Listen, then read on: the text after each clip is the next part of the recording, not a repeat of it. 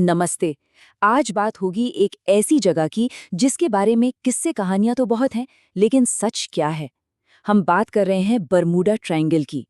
लेकिन इसे सिर्फ एक रहस्य की तरह नहीं, बल्कि समुद्री सुरक्षा और डेटा के नजरिए से समझेंगे। ये एक तरह से हमारी तर्क शक्ति की परीक्षा भी है। आसमान निगल गया, समंदर खा गया। सुनने में ये किसी कहानी का हिस्सा लगता है ना? लेकिन दुनिया में एक जगह ऐसी भी है जिसके लिए लोग दावा करते हैं कि ये सचमुच होता है। दशकों से बरमूडा ट्रायंगल का यही रहस्य, यही आकर्षण लोगों को अपनी तरफ खींचता रहा है और इसने न जाने कितनी ही कहानियों को जन्म दिया है। तो हम इस पूरे मामले को कैसे समझेंगे? देखिए, सबसे पहले तो जानेंगे कि ये ट्रायंगल की कहानी शुरू कैसे हुई। फिर कुछ मशहूर केस फाइलों पर नजर डालेंगे। इसके बाद हम कहानियों को असल डेटा के सामने रखकर देखेंगे, जानेंगे कि विज्ञान इस बारे में क्या कहता है और आखिर में इस पूरे रहस्य पर एक फैसला लेंगे। तो चलिए शुरू करते हैं ट्रायंगल की कहानी से। आखिर अटलांटिक महासागर का ये इलाका डेविल्स ट्रायंगल जैसे नामों से बदनाम कैसे हो गया? कहाँ से ये सब शुरू हुआ? आइए पता करते हैं। देखिए, इसकी जड़ें जाती हैं 1950s के दशक में, जब अमेरिकी मीडिया में इस इलाके की अजीब घटनाओं पर चर्चा शुरू हुई। लेकिन असली आग लगी 1964 में। विंसेंट गैडिस नाम के एक लेखक ने आर्गुसी मैगजीन में एक आर्टिकल लिखा जिसका नाम था द डेडली बरम्यूडा ट्रायंगल। बस ये नाम लोगों की जुबान पर ऐसा चढ़ा कि आज तक ये अनगिनत किताबों, फिल्मों और डॉक्यूमेंट्रीज का हिस्सा बना हुआ है। तो आखिर इस कहानी में होता क्या है? मतलब कौन सी घटनाएं हैं जो इस मिथक को बनाती हैं? रिपोर्ट्स में कहा गया कि रेडियो कम्युनिकेशन फेल हो जाता है, कंपास अचानक काम करना बंद कर देते हैं, इलेक्ट्रॉनिक डिवाइस की रीडिंग अजीब हो जाती है और फिर जहाज हो या हवाई जहाज बिना कोई निशान छोड़े गायब हो जाते हैं। बस इन्हीं रहस्यमय बातों ने बरमूडा ट्रायंगल की कहानी को इतने सालों तक जिंदा रखा है। ठीक है, कहानियां तो बहुत हैं। अब वक्त है कुछ सबसे मशहूर केस फाइलों को खंगालने का। इन्हें एक एक करके केस स्टडी की तरह देखेंगे, ताकि ये समझ सकें कि आखिर हुआ क्या था। हमारी पहली केस फाइल है मैरी सेलेस्ट की। अब ये एक ऐसी कहानी है जिसे अक्सर बरमूडा ट्रायंगल से जोड़ा जाता है। सोचिए, साल था 1872। एक जहाज अटलांटिक महासागर में तैरता हुआ मिलता है। जहाज को कोई नुकसान नहीं, एकदम ठीक ठाक। यहां तक कि डिनर टेबल पर खाना भी लगा हुआ था। लेकिन जहाज पर एक भी इंसान नहीं था। कैप्टन, क्रू, पैसेंजर्स सबके सब गायब। और अब आते हैं शायद सबसे मशहूर केस पर, फ्लाइट 19। तारीख थी 5 दिसंबर 1945।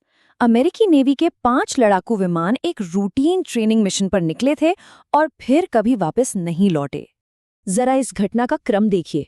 दोपहर 2:10 पर फ्लाइट 19 फ्लोरिडा से उड़ान भरती है।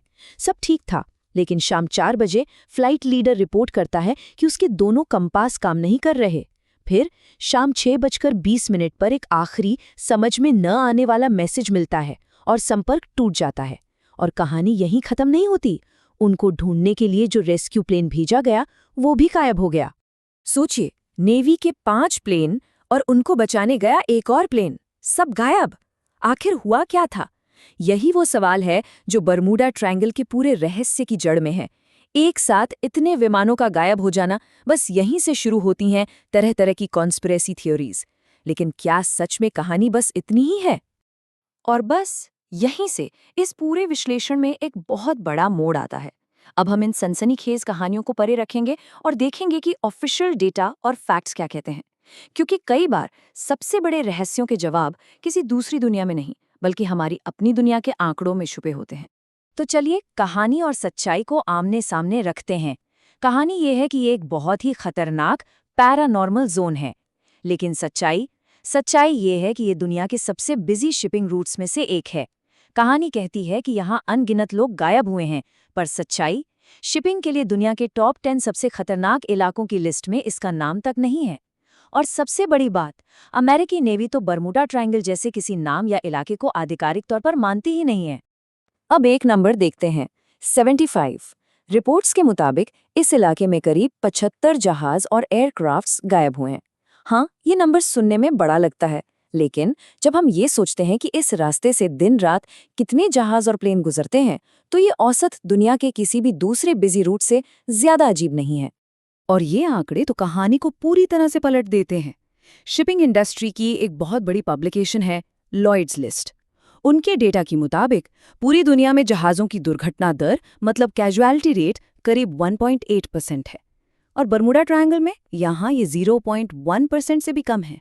जी हाँ, 0.1% से भी कम। इसका मतलब क्या हुआ? इसका मतलब ये कि आंकड़ों के हिसाब से ये दुनिया के सबसे सुरक्षित समुद्री रास्तों में से एक है। तो सवाल ये उठता है कि अगर कोई सुपरनैचुरल ताकत नहीं है तो फिर इन अजीब घटनाओं की वजह क्या है? अब हम इसके पीछे के विज्ञान को समझने की कोशिश करेंगे। जवाब मिलेंगे भूगोल, भूविज्ञान और मौसम विज्ञान में। एक बहुत ही दिलचस्प चीज है जिसे एगोनिक लाइन कहते हैं। ये धरती पर एक ऐसी काल्पनिक रेखा है जहां मैग्नेटिक नॉर्थ और असल ज्योग्राफिकल नॉर्थ दोनों एक सीध में आ जाते हैं। अब इसका मतलब ये है कि इस लाइन पर कंपास में कोई करेक्शन करने की जरूरत नहीं पड़ती। जो नाविक हमेशा करेक्शन करने के आदी होते हैं उनके लिए कन्फ्यूजन पैदा कर सकता है। और मजे की बात यह है कि ये लाइन बरमूडा ट्रायंगल से होकर गुजरती है। तो कंपास खराब होने की जो बात फ्लाइट 19 में कही गई थी उसका एक लॉजिकल कारण ये हो सकता है। एक और थ्योरी है जो जियोलॉजी से जुड़ी है और वो है मीथेन हाइड्रेट्स। होता यह है कि इस इलाके में समुद्र के तल के नीचे मीथेन गैस के बहुत बड़े भंडार हैं। अब सोचिए अगर ये गैस अचानक से बाहर निकलती है तो ये पानी में बड़े बड़े बुलबुले बनाती है जिससे पानी की डेंसिटी यानी घनत्व एकदम से कम हो जाता है। और अगर कोई जहाज उस वक्त ठीक उसी जगह पर हो तो वो अपनी उछाल खो देगा और बस कुछ ही सेकंड्स में बिना कोई सिग्नल भेजे डूब सकता है। और हाल ही में एक और बहुत ही दिलचस्प खोज हुई है।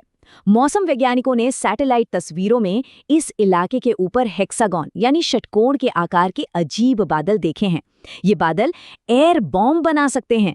ये एयर बॉम्ब असल में हवा के बहुत ही ताकतवर झोंके होते हैं जो 175 मील प्रति घंटे की रफ्तार से सीधे नीचे समुद्र से टकराते हैं। इतनी तेज रफ्तार किसी भी जहाज को पलटने या हवाई जहाज को गिराने के लिए काफी है। तो अब तक हमने कहानियां सुनी, डेटा देखा और विज्ञान को भी समझा। अब समय है इन सबको एक साथ रखकर इस रहस्य पर एक फैसला सुनाने का। क्या सच में यहाँ कोई एक रहस्यमयी ताकत काम कर रही है? तो असली गुनहगार कौन है? सच ये है कि कोई एक नहीं है बल्कि कई सारी चीजें मिलकर हादसों की वजह बनती हैं, जैसे कि इंसानी गलती। आपको पता है फ्लाइट 19 केस में ऑफिशियल रिपोर्ट का नतीजा यही था, ह्यूमन एरर, पायलट रास्ता भटक गए थे। फिर है यहाँ का खराब और अचानक बदलने वाला मौसम जिसमें एयर बॉम्ब जैसे तूफान आते हैं। फिर प्राकृतिक घटनाएं हैं जैसे एगोनिक लाइन और मीथेन हाइड्रेट्स। और इन सब के ऊपर यहाँ ट्रैफिक बहुत ज्यादा है। जब ज्यादा जहाज और प्लेन गुजरेंगे तो हादसों की संभावना भी तो बढ़ेगी ही ना। सिडनी यूनिवर्सिटी के डॉक्टर कार्ल क्रूज़लिन इस पूरी बात को बहुत अच्छे से समझाते हैं। वो कहते हैं कि यहाँ गायब होने की जो संख्या है वो बहुत ज़्यादा नहीं लगती अगर हम ये देखें कि यहाँ से कितने ज़्यादा जहाज और प्लेन गुजरते हैं। सीधी सी बात है, ये मामला किसी रहस्य का नहीं बल्कि सिंपल स्टैटिस्टिक्स और प्रोबेबिलिटी का है। ज़्यादा ट्रैफिक तो हादसों के चांस भी ज़्यादा। और आखिर में ये हमें एक बहुत बड़े सवाल के साथ छोड़ जाता है।